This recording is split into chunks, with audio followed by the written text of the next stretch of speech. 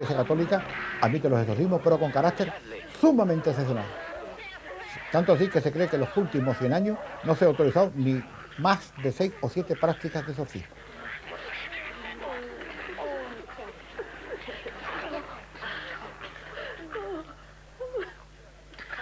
La Iglesia Católica practica actualmente el exorcismo, pero advierte que en la mayoría de los casos estos fenómenos responden a engaños, enfermedades mentales o perversiones morales.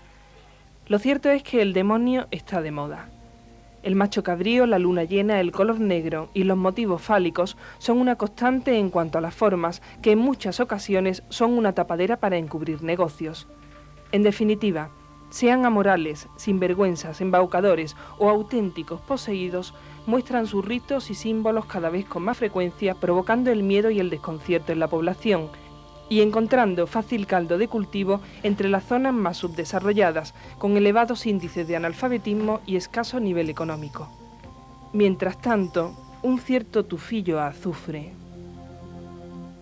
Ritos satánicos, exorcismo y muerte, temas preocupantes que tienen preocupada la opinión pública andaluza y sobre la que decíamos al principio vamos a tratar de hacer alguna luz esta noche. Y habrá que empezar, Padre Pilón, supongo que por el principio. La Iglesia Católica contempla la posibilidad de que el diablo se introduzca en el cuerpo de los seres humanos y por lo tanto la posibilidad de poderlo expulsar después. Bueno, la contempla con enorme prudencia y con enorme cautela, porque el 90 y tantos % de los casos de presunta posesión son psicopatías, la mayor parte de ellas. Ahora, que exista la posibilidad, como parece que de hecho se ha demostrado en algunos casos extraordinarios, bueno, pues sí, y de hecho se practica bajo control riguroso de los obispos de los ordinarios del lugar, que son los que tienen que autorizar expresamente y son los que nombran al exorcista, que suele ser pues un sacerdote pues de costumbres honestas.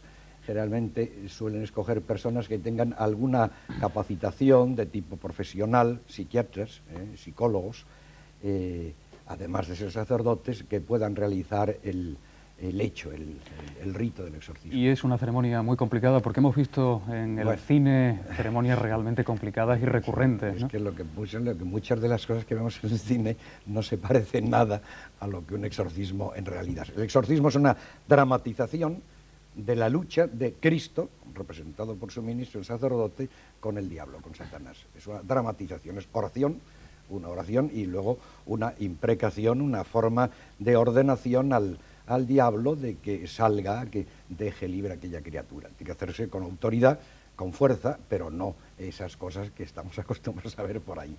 Así contempla el asunto la Iglesia Católica. Veamos qué dicen los protestantes. Reverendo Fernández, el último caso, desgraciado caso de Almería, en donde unas niñas gitanas, lo hemos visto en el reportaje, unas imágenes espeluznantes, estaban siendo sometidas a una serie de prácticas, era un pastor protestante. Entiendo que también las iglesias evangélicas contemplan la posibilidad de que el diablo entre en el cuerpo y que se le pueda expulsar después. Bueno, sinceramente creo que una lectura, por muy superficial que sea, de los santos evangelios, no nos puede llevar a otra conclusión. De forma muy concreta, los evangelios, hasta en 5 ocasiones, presentan casos, hemos visto, según la película Jesús, no son escenas cedidas por la Iglesia Evangélica de Filadelfia, la propiedad de la película es de Ágape, Cristianos para la Comunicación, pero bueno, es un subtítulo, no tiene mucha importancia. Entonces, es una conclusión clara. Creemos en la realidad de Satanás, en la posibilidad de que efectivamente el diablo tome posesión de un cuerpo y en el hecho establecido por los santos evangelios de que Jesús, los discípulos, un grupo más amplio que los 12, los llamados los 70, luego Felipe y San Pablo practican el exorcismo. ¿Y cómo se hace las confesiones protestantes? Porque el padre Pilón expresaba la opinión de la Iglesia Católica y decía que tienen que ser personas muy especiales designadas por el obispo. En su caso, ¿cómo es? Como debe de ser, porque efectivamente los superiores del pastor Aracil precisamente han discrepado y Canal Sur recogió una entrevista con Diego Jiménez diciendo que no estaba de acuerdo cómo este pastor había practicado el exorcismo. Jesús, precisamente cuando fue interrogado por sus discípulos, porque un padre desesperado acudió pidiendo ayuda para su hijo, dijo que era necesaria la fe y que aquel género de cosas referidos a los espíritus inmundos, que también se les llama así en la Biblia, solo salían con oración y ayuno. Esto es lo que explica que efectivamente aquellas personas allí estaban concentradas, no para no comer, sino para ayunar, que no es lo mismo.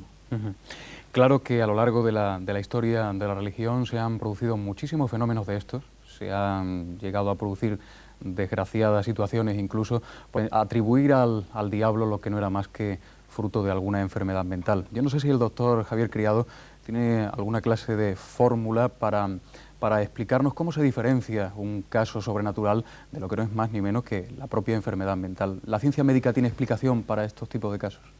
Yo creo que en el tema de las posesiones demoníacas es un tema complicado. Es un tema complicado porque es un tema muy serio, afecta a la fe de mucha gente, afecta después a muchas enfermedades muy serias, psicológicas, mentales, y que aquí habría que dividir. Lo primero que habría que tener un poco en cuenta cuando se miran este tipo de temas es qué clase de personas están metidas en este tinglao, como decimos los andaluces. Aquí hay una primera parte que desde la picaresca más simple, pasando por la sinvergonzonería y la manipulación descarada, que pertenece a un gran grupo, un grupo no pequeño, un grupo muy grande, a veces incluso mayoritario de estos temas, muy desgraciadamente. Hay una segunda facción donde pertenece a la pura patología, es decir, se trata de enfermos, de gente muy desgraciadamente enferma, con enfermedades importantes, que forman dos núcleos fundamentales. Hay una gran cantidad de personas con sintomatología de desarrollo neurótico de la personalidad, con caracterología histérica, obsesivo-compulsiva, es decir, un tipo de trastorno mental relativamente frecuente. Yo cuando le digo a alguien que es neurótico se asusta, yo creo que le digo no te asustes porque neurótico soy yo, es decir, pero no en el sentido que dicen de los psiquiatras que estamos locos, sino que, bueno, pues realmente si uno no es un esquizofrénico, es decir, si no tiene uno un problema psicótico grave, o si no es un psicópata, pues tiene que entrar dentro de lo más o menos neurótico, pero si esto se va de la raya o se pasa de la raya, si llega a tener uno una cierta mitomanía donde necesita ver, donde necesita creer y donde necesita experimentar una serie de situaciones. Entonces se dan ahí la otra inmensa mayoría de fenómenos de este tipo. Ahora, también nos tropezamos con una tercera especie. ¿Cuál es esta tercera especie? Aquello que desde el punto de vista científico-natural no se puede explicar. Es decir, la fuente del conocimiento está lo científico-natural y lo científico-cultural, pero lo que es ciencia en el sentido estricto sería lo científico-natural y no es explicable. Ahí entraría lo normal o no normal en cuanto a frecuente o infrecuente, porque la gente equivoca lo normal a lo frecuente y lo anormal a lo infrecuente, que no es cierto. O sea, no es cierto. Yo voy a poner un ejemplo muy básico para que más o menos lo podáis entender, que es que si esto fuera verdad, lo normal es tener la muela picada, es tener caries en las muelas. Entonces el médico debería de meter caries en la muela normal, porque esa sería la anormal, porque sería la infrecuente. Esto es una barbaridad. Pues lo mismo en fenómenos extraños, porque son muy infrecuentes, le decimos anormales. No significa que sean anormales, sino que no tienen una explicación plausible. Entonces sería aquello que le dicen paranormal. Y existe dentro de esto el individuo creyente o el individuo no creyente. Yo soy creyente, soy católico, apostólico y romano. No soy aquí que pertenece a otra confesión, pero soy cristiano como él. Bueno, pues dentro de esto yo sí creo en que existe, porque es mi fe, en que existe un cierto tipo, en una cierta proporción, absolutamente extraño, absolutamente no estadístico y absolutamente que yo, y en este caso creo que muy afortunadamente nunca me lo he tropezado, que pudiera llamarse sobrenatural el fenómeno, pero que desde luego lo demás es absolutamente natural, paranormal o normal, pero absolutamente natural. El poder de lo sobrenatural, de lo negativo de lo sobrenatural que estaría representado por el diablo, por Belcebú, por como ustedes quieran llamarlo, pero también hay un poder sobrenatural positivo. Se habla de apariciones, se habla de situaciones en donde la Virgen emite mensajes. Es el poder sobrenatural positivo que también conoce Pitita Rodrigo, porque a estas alturas creo que lleva la friolera de 250 conferencias nada menos sobre apariciones de la Virgen. Pitita, a mí me llama la atención unas palabras que tengo aquí de Juan Pablo II, del Papa, que dice que Dios permite los milagros para la conversión de los incrédulos. Desde ese punto de vista, Dios lo permite para que se conviertan los incrédulos. ¿Qué explicación tendría que Dios permitiera que el diablo trabaje también y se meta en el cuerpo de las personas? Bueno, mira, todo este tema del demonio es un tema muy difícil, es un tema enormemente delicado y enormemente serio, y es un tema que tratar de él puede traer muchas complicaciones si se habla de él sin un gran conocimiento. Yo pienso que es muy necesario que hoy en día la gente esté consciente de la existencia del demonio. Eso es un hecho, es indudable. Como generalmente nos vamos de un extremo a otro, pues también se oye decir tantas personas que no creen en el demonio. Entonces, todo esto que está sucediendo hoy en día, yo creo que da con mucha claridad, explica el hecho de que el demonio existe. Precisamente en una de las apariciones, como tú bien dices, de la Virgen en Fátima, el primer secreto de Fátima hablaba precisamente, indirectamente, sobre el demonio, porque hablaba de la existencia del infierno. Es decir, el demonio existe, hoy en día están sucediendo cosas verdaderamente terribles. Yo creo que se debe siempre ir a personas como puede ser un sacerdote para que explique estos temas. Y por otro lado, indudablemente, existe la parte positiva, la parte maravillosa pues de la Virgen, de nuestro Señor, de todas las cosas que están sucediendo también hoy en día, con esta proliferación tan grande de apariciones en el mundo entero. Es un poco así, por así decir. Usted incluso ha llegado a atribuir a la Virgen María fenómenos políticos internacionales que se están produciendo, como la caída del muro de Berlín o la visita de Gorbachev al Papa. ¿Es creer, en efecto, en el poder sobrenatural que influye sobre los hombres? Bueno, yo personalmente simplemente he comentado sobre este hecho, pero no con palabras mías, sino con palabras mucho más importantes que las mías, como las que pueden ser del propio Papa. Ahora, precisamente, hablando de Lucía, pues Lucía, uno de los secretos de Fátima, era precisamente la conversión de Rusia. Esto es un hecho muy sabido, y entonces el Papa, Juan Pablo II, pues últimamente, él ha hecho unas declaraciones públicas, yo las he leído precisamente en un periódico de España, en las cuales decía que él pensaba que esta apertura de todos los países del este era precisamente debida a la intervención de la Virgen.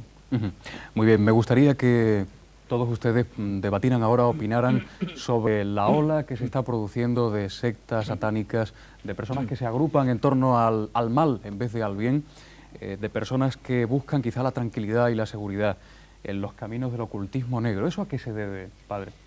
Pues yo creo que la causa es clarísima. Ya el doctor López Ibor, en su libro Cómo se fabrica una bruja, tiene una frase que no es original suya, pero él la transmite ahí: a menos Dios, más diablo. Evidentemente estamos pasando una crisis tremenda de valores trascendentales, de valores, que diríamos, de verdades eternas, que decíamos antes. Hay una crisis muy fuerte de religiosidad, de espíritu cristiano en todos los sentidos, porque supongo que esto será también común en otras confesiones no cristianas. Y naturalmente, como el hombre está hecho para la trascendencia, lo necesita de algo que le apunta hacia otros valores que están por encima de él, se refugia en mil cosas, en ocultismos, en parapsicología o en satanismo. Yo creo que la causa es clarísima. Y ahora, otra causa es que evidentemente los medios de comunicación social, y me alegro muchísimo de estar aquí porque veo que se está hablando del tema con una gran ponderación, como habla el doctor Criado o Pitita Rodrigo, se habla demasiado y se escribe demasiado y se escriben muchísimos disparates, muchísimas tonterías, con lo cual se está haciendo una publicidad gratuita a fenómenos que no tienen nada que ver con el satanismo ni con cosas parecidas. Y claro, eso está creando una psicosis que es lo que nos está dominando actualmente. Sí, pero padre, el cardenal Ratzinger, en un libro publicado hace 5 años, Informe sobre la Fe, dice que existen actualmente signos del regreso de las fuerzas oscuras, mientras que en el mundo secularizado aumentan los cultos satánicos. ¿Hay alguna razón especial para pensar que el diablo anda ahora suelto entre nosotros? Bueno, el diablo está suelto siempre desde que se soltó. Está suelto bajo control de Dios, pero anda suelto siempre. Lo que pasa es que el diablo es sumamente hábil. La tarea del diablo no es la posesión diabólica, es algo muchísimo más sutil. Es la tentación del poder, del placer, de la gloria, del dinero. Eso es la auténtica labor satánica que está por todo el mundo y ha estado siempre. Ahora, en estos momentos son los que nos toca vivir a nosotros, pues esto sucede así. Por eso, esa es la labor tremenda contra la que tendríamos que luchar. Y de eso, claro, eso no es publicitario, eso no es noticiable. ¿El reverendo Gabino Fernández pide también la palabra? Sí, yo agradezco esta oportunidad y engancho con lo de mi contertulio en cuanto a cómo los medios de comunicación han estado siguiendo algunos de estos temas. Y la verdad es que lo que he podido leer, porque fundamentalmente mis referencias tienen que ser con la noticia escrita, no puedo ver mucho televisión, más por radio, pero es más difícil retener exactamente, produce cierta inquietud. Y la verdad es que esa inquietud no es por lo que la Iglesia Evangélica de Filadelfia o las otras iglesias evangélicas por extensión puedan sufrir en su imagen pública. La verdad es que mi preocupación es de otra índole. Es decir, yo temo perder la confianza en los medios de comunicación. Yo no puedo estar en los acontecimientos mundiales, ni siquiera en los que ocurren en mi casa, porque estoy constantemente viajando. Entonces, yo deposito mi confianza. Si un día necesito a un psiquiatra, voy a ir. Espero, me hará una rebajita, ¿no? Por este contacto, ¿no? Voy a ir a un psiquiatra. Voy a ir a un psiquiatra. Entonces, a mí me produce inquietud. Bueno, la lectura de esos textos que he ido acumulando es realmente inquietante. Un exorcismo, se esté o no de acuerdo en que exista o no el diablo, en que pueda o no sacarse el diablo del cuerpo de una persona o el demonio, el exorcismo es eso, no es un acto satánico como se ha escrito. En cualquier caso... No es un rito satánico como se ha puesto hasta en portada. No se puede a un exorcismo como el operado, desautorizado, el pastor Aracil, ahora mismo está suspendido en su ministerio. No se puede colocar en una lista de, al estilo de, y estos títulos de portada, de tribuna, cabalga, Satanás cabalga de nuevo, o cosas así, y hace una relación de profanaciones, de tumbas, de sacrificios rituales, y en medio hay un exorcismo. Sí, porque los periodistas lo que han contado es lo que ha sucedido, y en Huelva han aparecido más de 70 tumbas con las cruces al revés, y en Málaga han aparecido restos de animales que habían sido degollados con numerosas botellas de alcohol en los alrededores, y en Coria del Río han sido sacados de sus tumbas varios muertos. Esos sí son ritos satánicos. Claro, eso sí, pero para mí es ya impensable que cuando se anuncia el debate a través del Espejo, y se anuncia por un despacho de EFE que luego elaboran varios periódicos, estoy pensando, tal como salió en El Correo, en El Independiente y en otro que ahora mismo no recuerdo. Se habla, bueno, con ocasión de los ritos satánicos últimamente observados en Almería y Granada. Por favor, eso no se puede. Yo entiendo que por la urgencia, por no carecer o no consultar a un especialista en el momento de dar la noticia, que haya un poco de confusión. Que eso, a un día después de lo que allí ocurrió, se diga, pero casi un mes después, que se siga acuñando lo de rito satánico para un exorcismo, eso es realmente desconcertante. Muy bien, pues trataremos de hacer luz a lo largo del programa sobre ese y otros aspectos del asunto, porque ahora tenemos que hacer... estábamos hablando de medios de comunicación. El padre Gabino Fernández, el reverendo Gabino Fernández de la Confesión Evangélica, hablaba de la confusión que puede desencadenar en la población determinados titulares de prensa. ¿Tenía usted algo que se le quedó en el tintero? Y también una cosa, puedes decirme padre. Sí, Rubén, sería Pablo correcto. Y Elizabeth, comprenderá usted que no tengo hijos, mucha práctica en este país de hablar con... Nuestros hijos agradecerán que... Muy bien, pues adelante con su intervención. Bueno, otra lectura que he hecho es que en varios medios se ha titulado así: extraña secta. secta. Incluso La Voz de Almería, hasta un editorial. La Iglesia Evangélica de Filadelfia no es una secta, es una iglesia. Se puede estar o no de acuerdo. Claro, ahora en esa psicosis que hay, justificada por las sectas destructivas, con ya Pepe Rodríguez con su trilogía terminada sobre las sectas, Pilar ahora con los mesías del terror, claro, eso realmente perjudica realmente el poder creer en el rigor informativo. Reverendo, ¿le va a tocar entonces a usted ahora defender que lo que se estaba practicando en Almería con una docena larga de niñas entre 12 y 16 años que llevaban hasta 3 y 4 días sin comer, que se convulsionaban en el suelo, como hemos visto en el vídeo hace escasamente unos minutos, que eso era una práctica normal? No. He admitido, y hoy mismo se me ha confirmado por parte de portavoces autorizados de la Iglesia Evangélica de Filadelfia, que ellos han desautorizado esos actos.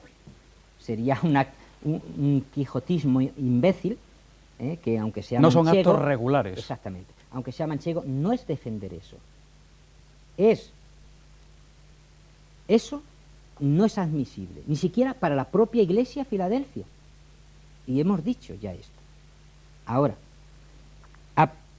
que a la hora de hacer referencia a esa iglesia se diga que es una extraña secta, que es una secta, eso no es admitible. Eso no es rigor. Es una iglesia. Naturalmente, ya sabe que es francamente difícil, sobre todo para quien tiene que contarlo todo en pocas palabras, como somos los periodistas, es francamente difícil diferenciar en algunas ocasiones lo que es una práctica sectaria y una práctica religiosa normal. Y desde luego, aquellas imágenes influían para que el periodista, supongo, se quedara espeluznado con lo que acaba de ver, porque sospecho que a aquellas niñas se les estaba haciendo un daño psicológico y moral fuerte, ¿no? Yo creo que en esto, hombre, existe por supuesto las matizaciones del rigorismo informativo, y hay que pedirlo y exigirlo porque es bueno, pero es indudable una cosa, el periodista que se enfrenta con esto, que no hace falta que sea periodista, cualquier persona con una mediana sensibilidad, ve perfectamente que se está especulando con una cosa terrible. Se está especulando, en el caso concreto que se veía en esta escena, es una situación absolutamente histeriforme, donde allí se está sacando carnaza de esta situación. Esto aumenta la patología. Yo veo en la consulta mía, por suerte o por desgracia, yo creo que afortunadamente, porque es la profesión que yo ejerzo y que a mí me gusta y que ahí dedico mis afanes profesionales, yo veo a gente esquizofrénica donde realmente puede en algún momento tener alucinaciones visuales y auditivas, y el contenido, cuando se está hablando aquí del demonio y del Belcebú, evidentemente en todas las culturas, no solo nosotros los que somos cristianos, ya seamos católicos o no, pero en todas las culturas, si uno va por África, si uno va por Asia, si uno va por Oceanía, las mismas Filipinas, es decir, en cualquier sitio hay demonios. Existen, claro, es más, existen, donde hay muchos dioses, existen muchos demonios. Nosotros que tenemos un dios, que yo personalmente creo que yo tengo razón, pero no discuto el que tenga lo contrario, yo que creo en un solo dios, también tengo la aproximación a ese dios que son los ángeles, los arcángeles y los serafines y querubines, es decir, tengo una categorización que se aproxima a ese dios. Entonces tengo un demonio, que es Lucifer, y una aproximación al demonio, que son los demonios, porque evidentemente los demonios que quitamos no va a ser el Lucifer encarnado en cada uno. Pero todo esto lo ha habido siempre en todas las culturas. Pero está clarísimo que hay unas enfermedades incidiendo sobre gente que lo pasan terriblemente mal, con incidencia en su familia, con incidencia, es decir, esto no es un tema que se pueda jugar, no se puede por ahí sacar una señora convulsionando, que se ve perfectamente en la televisión, cuando yo tengo enfermos que se le está provocando una convulsión de ese mismo tipo.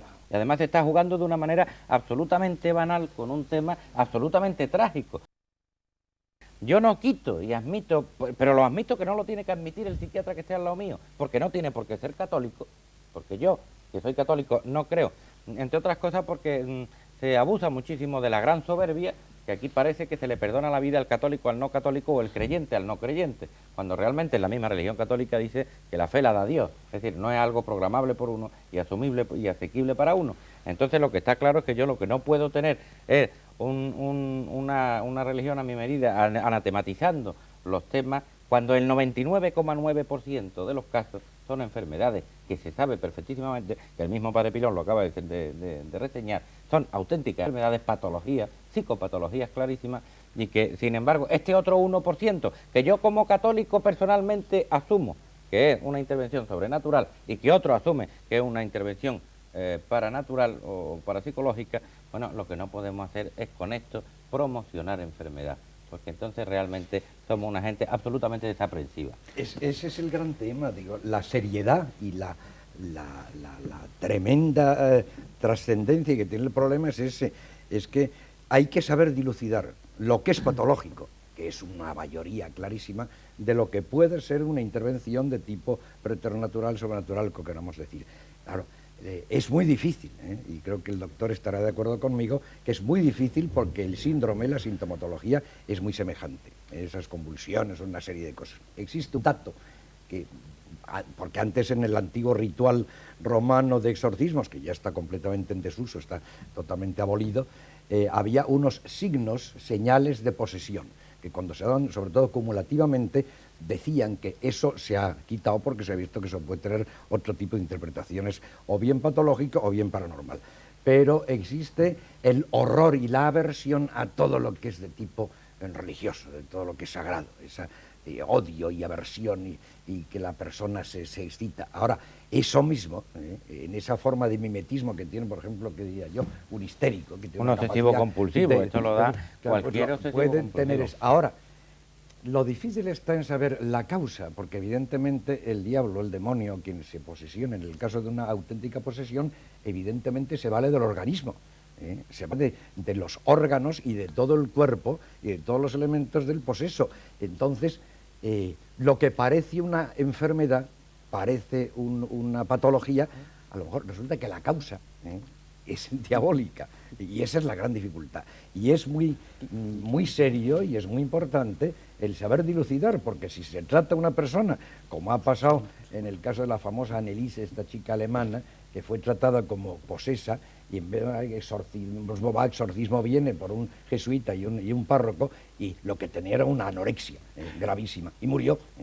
Claro, es muy difícil, es muy serio, porque al revés lo mismo, si es enfermedad y empieza, o si es posesión y empieza a darle tratamientos psiquiátricos, no sirve para nada. Estamos a punto de conectar con Canal Sur Radio para conocer las primeras opiniones que ustedes han expresado, pero antes Pitita Ridruejo lleva ahí un rato haciendo seña de que quería comentar algo. No, yo simplemente quiero comentar que es indudable que todo esto que se está hablando es algo obvio, es algo que está sucediendo hoy en día, pero es que lo que yo tengo la certeza, dentro de lo que yo puedo tenerla, es que estamos viviendo unos momentos, la humanidad está viviendo unos momentos gravísimos.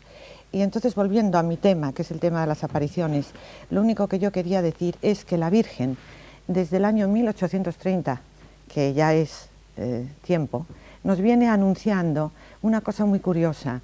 Nos lo anunció en 1830, en 1846, que fue la Salet, y luego en Fátima en 1917. Y nos vino diciendo a través de sus videntes: yo hablo no para vosotros, yo estoy hablando para los hombres y las mujeres que vivirán en la segunda mitad del siglo XX. ¿Por qué? Porque la segunda mitad del siglo XX será una época enormemente difícil para toda la humanidad si la humanidad no cambia. Pues se advirtió con tiempo, ¿eh? Se advirtió con tiempo, y de esto nos consta, esto no es una cosa que yo esté diciendo, sino que tenemos todos los mensajes de la Salet, todos los mensajes de Fátima, en los cuales la Virgen ya nos decía que hablaba para la segunda mitad del siglo XX.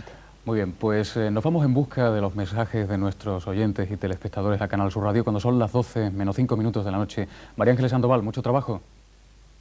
Pues sí, tenemos mucho trabajo. Se puede decir que un gran interrogante tienen los andaluces, los ciudadanos andaluces que nos han llamado sobre la existencia o no del demonio. Nadie se ha pronunciado abiertamente diciendo sí creo en la existencia del demonio, pero todas las preguntas están relacionadas de alguna u otra manera con su figura. Solo ha habido 2 llamadas que han dicho que no creen en nada de todos estos sucesos porque no están demostrados científicamente. Vamos a hacer un pequeño recorrido por algunas de las preguntas que nos manifestaban los oyentes.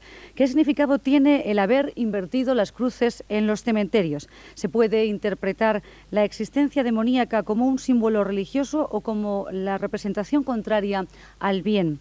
¿El espíritu de la persona que muere se presenta? ¿Practicar el espiritismo es peligroso? Una pregunta dirigida al padre Gabino Fernández. ¿El demonio puede reencarnarse en una persona? Y es cierto que Andalucía es una de las comunidades autónomas con mayores ritos satánicos. Vamos ahora a preguntas concretas por parte de nuestros invitados. Una pregunta dirigida al padre Pilón. ¿No cree que estas personas que dicen que tienen el demonio en el cuerpo son personas de poca formación cultural? Una pregunta también dirigida a los dos sacerdotes. ¿Por qué cuando se rumorea que cuando hay una aparición de la Virgen los sacerdotes son tan incrédulos? Y finalmente una pregunta muy repetida por parte de todos los telespectadores y oyentes que nos han llamado, dirigida a nuestro psiquiatra en el estudio. ¿Cuáles son los síntomas que presenta un poseído por el demonio? Son preguntas que esperamos ya recibir respuesta. Pues saltamos rápidamente hasta don Javier Criado, que nos va a explicar en muy pocas palabras, si él es capaz de ello, cuáles son los síntomas de la posesión demoníaca. Bueno, lo primero es que la persona se crea que está poseído por el demonio, que yo lo dudo. Es que han dicho cuáles son los síntomas del que está poseído del demonio. Y yo digo, los síntomas del que cree que está poseído por el demonio son los siguientes. Lo primero, un hecho muy apabullante. El demonio es muy malo, sería la negación de todo lo bueno, de todo lo positivo. Entonces la persona que lo sufre, lo que está viviendo tiene que ser algo que se traduzca como terrible. Es decir, lo fundamental de todo comportamiento de persona que crea, que piense y que esté imbuida porque su cuerpo está poseído por el demonio, lo que le ocurre tiene que ser estrafalariamente terrible, apabullantemente terrible. Tiene que ser terrible en todos los sentidos. Si es, por ejemplo, ¿qué hace con los ojos? Pues se pone visco, mira para un lado, mira para otro. ¿Qué hace con la boca? Pues echa espuma por la boca. Lo que dice tienen que ser cosas terribles. Mientras más sonoramente terrible, mucho mejor. Es decir, más significado tiene de lo terrible que es. No vale con una tontería, tiene que ser cosas gordísimas, apabullantísimas. Y con los hechos de cualquier sitio de la corporalidad, pues tienen que ser muy pronunciados y con una connotación, y en este sentido muy por la cultura nuestra, donde parece que el pecado se pusieron todos los reflectores en la temática sexual. No es el pecado que los 10 mandamientos está puesto con mayor resalte, pero en nuestra cultura sí es donde tenemos mayores proyecciones puestas ahí. Pues entonces en lo sexual pues tiene que ser un comportamiento tremebundísimo. Mucho sexo para que haya mucho pecado, claro. Claro, porque todo es un hecho simbólico de la maldad, porque la maldad es una cosa poco aprehensible como la bondad, entonces tiene que tener un símbolo muy cogible. Esos son los síntomas de una persona que se cree poseída por el demonio, pero veamos cuáles son los síntomas de la que realmente lo está, padre Pilón. Bueno, pues creo que acabo de decir que uno de los síntomas, parece que el más definitivo, es esa aversión profunda a todo lo sagrado, a todo lo divino, a todo lo religioso. Una profunda aversión en que la persona, cuando surge el tema, se descompone y gesticula y, en fin, y adquiere esas actitudes que decía el doctor, de tipo apabullante y de tipo pues estrafalario. Sí, pero la Iglesia no tiene un test que tal cual llega, se lo planta a la persona y dice, pues no, esto no es una posesión demoníaca. Como he dicho, la Iglesia en eso, gracias a Dios, es muy prudente, tanto en el caso de las apariciones como en el caso de estos otros fenómenos extraños, es sumamente prudente. Y para determinar el que hay que realizar un exorcismo, el obispo, que es el que tiene que decidirlo, tiene que palparse muy bien la ropa y determinarlo con muchísima prudencia. En efecto, Esperanza Ridruejo, la Iglesia es muy conservadora, va con los pasos muy de puntillas cuando tiene que reconocer un fenómeno sobrenatural. Usted lo sabe bien porque creo que usted ha llegado a ver alguna de esas apariciones que se han producido en Madrid, en el Escorial, que la Iglesia de momento no reconoce oficialmente como sobrenaturales. Yo he ido a muchos sitios de apariciones, yo he ido, yo no sé, desde Lourdes, Fátima, como apariciones reconocidas por la Iglesia, hasta apariciones como la del Escorial, como la de Garabandal, por citar alguna española, que todavía no se ha pronunciado la Iglesia de un modo positivo. Pero bueno, yo comprendo perfectamente que la Iglesia tiene que ser enormemente prudente, tiene que extremar la prudencia antes de poder juzgar si una aparición es válida o no. Pero hay un hecho que son los frutos. Entonces, por los frutos los conoceréis. Y los frutos de las apariciones, donde la Iglesia generalmente se basa, es si hay conversiones y si hay curaciones. Entonces, si ya se ve que en esa aparición determinada ha habido casos de milagros, de curaciones, de conversiones, entonces ya es un buen camino para que la Iglesia se interese por la aparición. Don Gabino Fernández, las confesiones protestantes quizás no controlan tanto ese tema, y me refiero nuevamente al caso de Almería, en donde ese exorcista no tuvo que pedir permiso a ninguna autoridad superior para organizar aquella ceremonia. Bueno, él como cualquier otro, el punto de referencia será el Evangelio.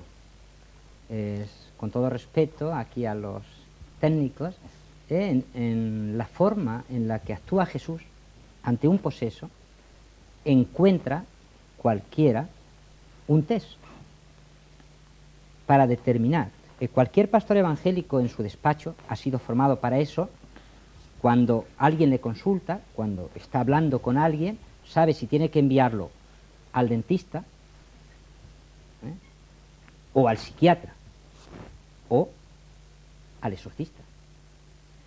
Tenemos casos muy claros. Además, es muy interesante que en uno de estos casos, precisamente el endemoniado habló así a Jesús: te conjuro por Dios que no me atormentes. Conjuro es la palabra griega que a través del latín nosotros decimos exorcismo. Es curioso aquí. Un endemoniado quiere hacer un exorcismo a Jesús para que no le moleste. ¿Cuál es la situación de ese endemoniado según el texto del Evangelio de Marcos?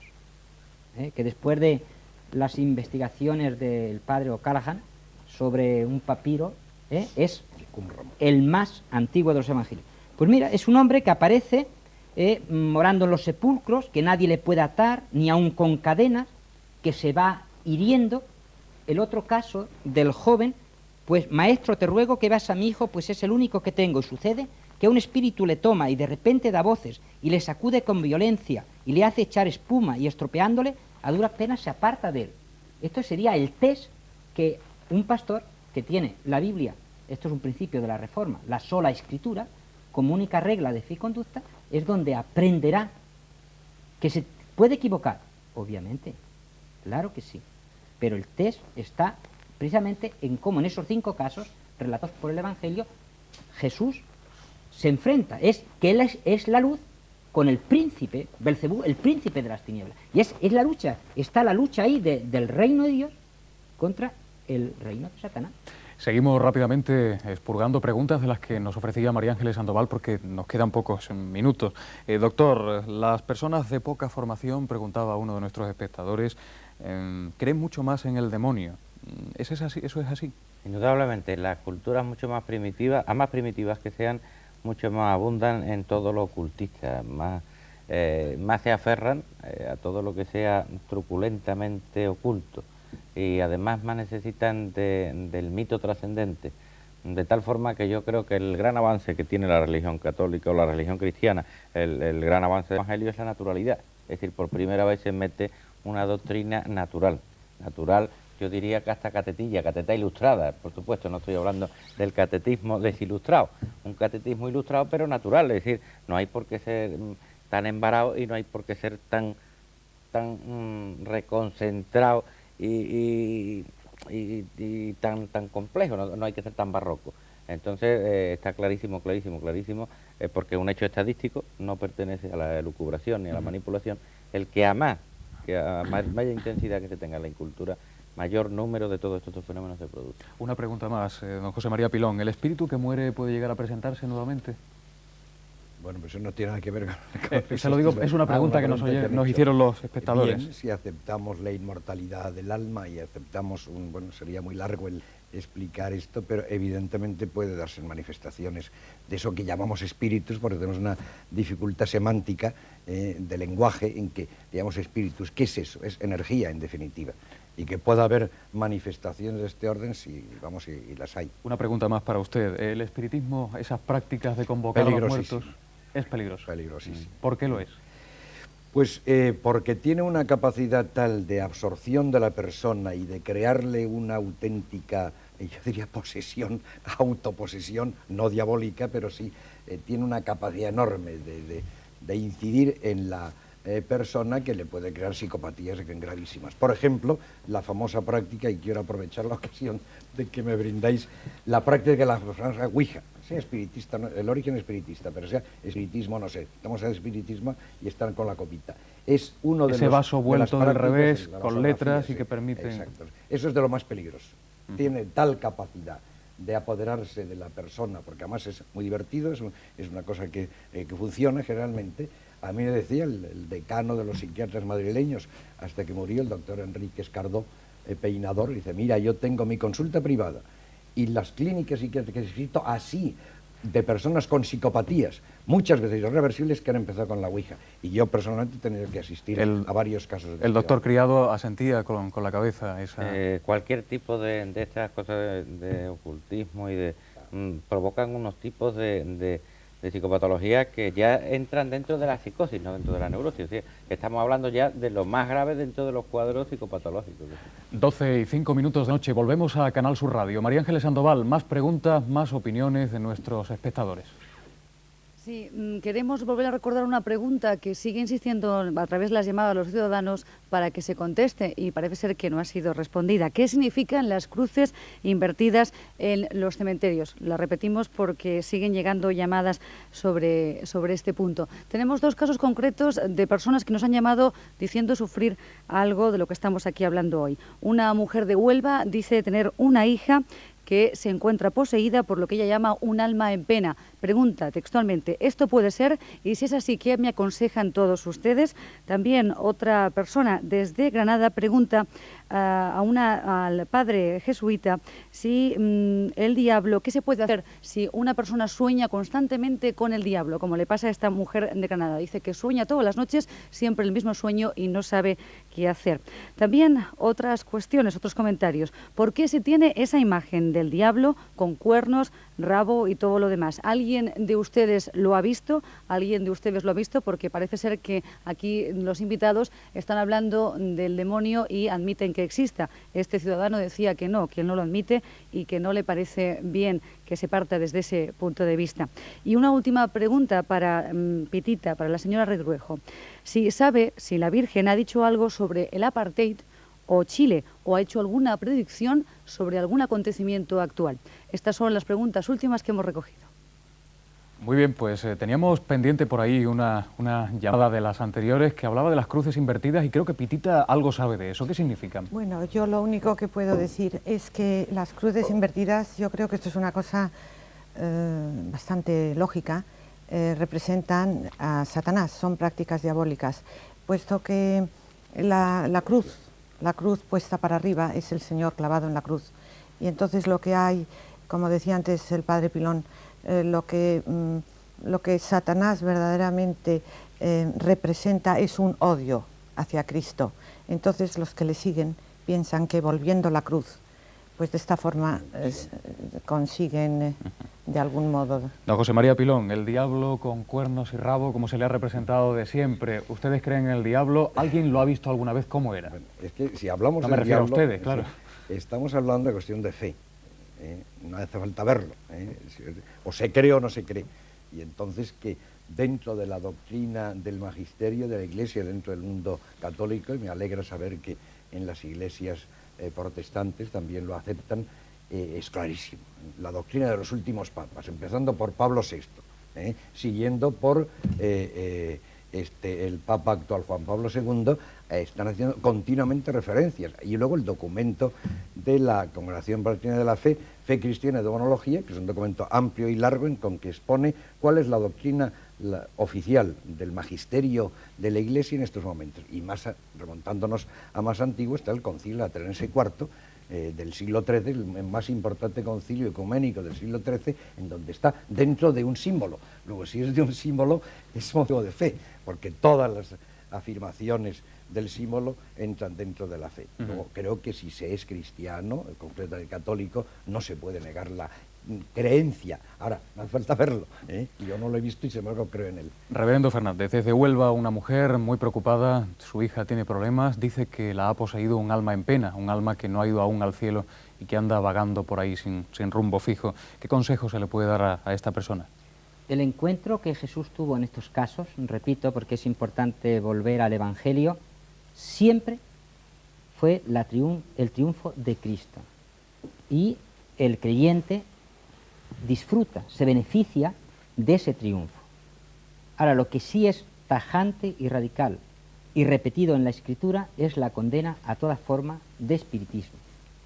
Mira, Moisés en el 5.º libro de la Biblia, recoge palabras que pone en la boca de Dios y dice: no se ha hallado en ti, en el pueblo de Dios, quien haga pasar a su hijo o hija por el fuego, ni quien practique adivinación, ni agorero, ni sortilegio, ni hechicero, ni encantador, ni adivino, ni mago, ni quien consulte a los muertos.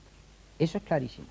Otro detalle, la Biblia efectivamente habla desde muy al principio y hasta muy al final, cuando ya se habla de que ya será totalmente derrotado Satanás, de Satanás, pero no lo pinta de esa forma. Fíjate lo que San Pablo escribe a la iglesia en Corinto: Satanás se disfraza como ángel de luz. No seamos tan ingenuos. Y a los que dicen no creer en Satanás, yo diría que Jesús decía: por sus frutos los conoceréis. Y las obras de Satanás se pueden ver muy fácilmente. El reverendo Fernández viene perfectamente equipado con su Biblia y tiene alguna cita para cualquiera de los problemas. No sé si el psiquiatra, el doctor Criado, querrá dar algún consejo a esta señora. Tiene a la hija poseída por un alma en pena, no debe ser agradable. Sí, no, desde luego es muy triste la situación, pero yo lo primero que le diría, te lo diría muy seriamente, es que dice un refrán muy andaluz, que a Dios rezando, pero con el mazo dando. Y entonces, bueno, primero hay que arreglar la casa por abajo y después veremos ya cómo viene el tejado, no empezar la casa por el tejado.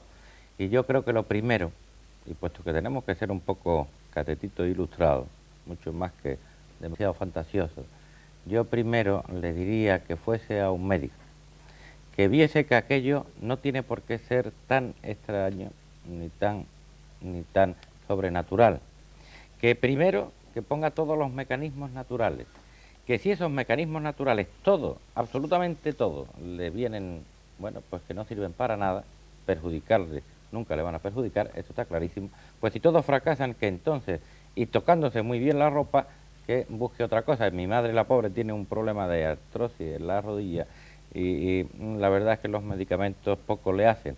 Entonces cuando alguna vez me dice, pues mira, me voy a ir a que me hagan tal cosa, un santo o un tal, yo le digo, bueno, no importa. ¿Por mal qué? No le va a hacer. Porque mal no le va a hacer, a lo mejor esto le viene bien. Y cuidándose en salud que lo haga, pero primero que se busquen los medios naturales, que para eso estamos en el barrio. Padre, otro caso, esta vez desde Granada, una mujer que sueña constantemente, que también es martirio con el diablo. ¿Qué tiene que decir la Iglesia? Pues yo primero lo que le diría que fuera un buen psicoanalista, ¿eh? Lo primero hay que acudir a los medios naturales, los que tenemos a mano. Y luego, como ha dicho el doctor Criado, bueno, si esos medios naturales fracasan, habrá que buscar la forma que acuda a un buen psicoanalista, pues creyente y que esté a la altura de las circunstancias de su mundo espiritual y que sea muy buen profesional y que le haga un análisis, un psicoanálisis, de ver, porque el análisis de los sueños es lo propio especialmente de ese psicoanalista. Estamos apurando los últimos minutos del encuentro de esta noche del martes y no me gustaría que se marcharan nuestros invitados sin hacer alguna reflexión, incluso sin manifestar su posición, en torno a los acontecimientos que se producen de sectas satánicas que empiezan a funcionar, que tienen su propia organización y que se van de vez en cuando al monte a sacrificar algunas cabras, que qué culpa tendrán las cabras. Pirita, la sociedad en su conjunto ante este tipo de cosas y cómo deberíamos reaccionar cada uno de nosotros cuando tenemos noticias que se producen ahí al lado de casa. Pues mira, yo creo que tenemos que enterarnos, es importante enterarse de lo que está pasando a nuestro alrededor y luego pues hay que reaccionar siempre con mucha prudencia en estos temas. A mí lo que sí me gustaría, con tu permiso, me han hecho una pregunta una señora en relación a que si la Virgen ha hecho alguna predicción. Entonces, no me voy ha hecho muchas. Sí, en relación con el apartheid en Sudáfrica. Exacto. La Virgen no habla determinadamente de ningún país, con excepción de Rusia. De Rusia sí habló, pero tampoco Rusia como pueblo, como nación, sino Rusia como el ateísmo. Por eso habló de los errores del ateísmo. Pero la Virgen sí ha hecho nos ha dejado algo, y esto todavía no lo conocemos, y esto es un caso curioso, porque está escrito en el tercer secreto de Fátima, este tercer secreto del cual no sabemos todavía nada, a pesar de que la Virgen le dijo a Lucía que fuera revelado en 1960. En 1960 lo recibió, en 1957 lo recibió Pío XII, Pío XII entonces esperó a que llegara 1960, murió, lo recibió Juan Juan 23, y Juan 23 se echó las manos a la cabeza y dijo: yo no quiero ser profeta de calamidades. ¿Qué dirá el secreto? ¿Qué dirá el secreto? Vino Pablo VI tampoco lo vio público, aunque hizo un extracto que mandó a Khrushchev, a Kennedy y a Macmillan. Luego llegó Juan Pablo I, que quería hablar del secreto, esto lo había comunicado él cuando fue nombrado Papa, pero murió a los 33 días de subir al pontificado sin poder revelarlo. Y nuestro actual pontífice, cuando le hablan de por qué razón él, que es un hombre tan mariano, no da a luz, no da a conocer este secreto, él dice, lo dijo en Fulda a unos, como te decía antes, a unos seminaristas, y él dijo, por su contenido, que es aterrador, abrumador, fueron las palabras. Es decir, que ahí se contiene algo muy importante que la Virgen quiere decir al mundo. Algo que quiere decir la Virgen y que parece ser que la Iglesia Católica no considera conveniente decir de momento. Es un misterio, debe ser algo sumamente grave.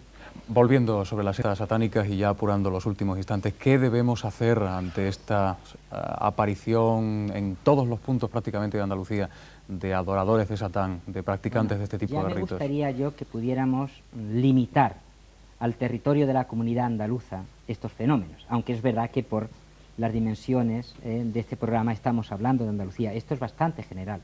El apóstol San Pablo, escribiendo una de sus últimas cartas, dice que el Espíritu dice claramente que en los postreros tiempos algunos apostatarán de la fe, escuchando a espíritus engañadores y a doctrinas de demonios.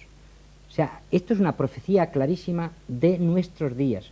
Pero hay una cosa, antes alguien ha comentado que una de las causas es de tipo pasivo, es decir, hay menos creyentes, entonces en Dios, menos fieles en Dios, y entonces hay más satanismo. Pero ahí me parece causas activas. ¿No se están dando mensajes por medio de cierta música? ¿No hace años que la principal vedette de Hollywood es Satanás? ¿No están nuestros niños desde muy pequeños viendo series de dibujos animados donde la magia es lo más natural y la explicación de todas las cosas? ¿No se está cada uno desayunando con el horóscopo? ¿No es algo que está ocurriendo, los adivinos en cada esquina? Eso para mí son causas activas. No mezclemos las cosas, ¿eh? No. No mezclemos las cosas. No, sí. Y Bueno, salgo yo en mi vena de parapsicólogo. No mezclemos las cosas. Eso sí que crea confusión en la gente, que es lo que tenemos que evitar aquí. Muy bien, pues hasta aquí lo dicho. Decíamos al principio que no pretendíamos desvelar ningún secreto oculto que no han podido arreglar los psiquiatras, psicólogos, parapsicólogos durante años, pero sí aclarar, hacer un poco de luz sobre tanto olor de azufre y tanto demonio. Les esperamos, señoras y señores, esperamos en cualquier caso que les haya sido útil nuestra conversación de hoy, pero queremos verles nuevamente aquí.